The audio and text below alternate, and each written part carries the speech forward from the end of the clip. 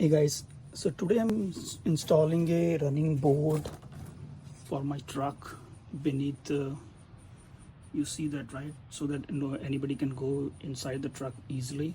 So this is the running board for the right side, which I'm going to install, and I can show you the whole process, and you can do the same for the left side. And these are the 5 brackets which you have to put in. Each one has marked as right and left. So for the right side you have to put bolts in right, and for the left side you have to put the left, and then this has to match like this when you put in. So, and this will go inside the truck. I'll show you which part. So under the truck, you see you have these holes, so like one here, and then the next one, and similarly you have 5 of these. So now I will show you, I will do the next step and then show you the video for that also.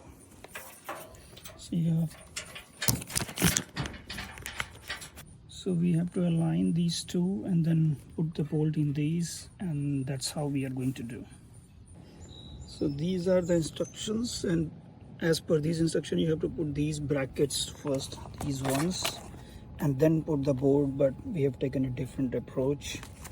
So we have put all the brackets, but we have put a little bit loose so that we can tighten.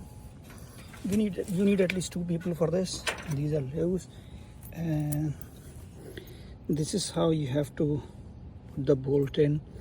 So the smaller one inside and the bigger one outside when you receive the package. Now we are going to bolt it under this thing, and then I will show you the finished product. So when you're putting under the truck, you have to see because I'm doing the right side, so you have to put the bolt in the R1, in this one. It's good. Now it's not. So the R1. You see that now both sides have been installed. As you can see, sturdy, and I'll show you. So these are the brackets, and you have to put in the right one, and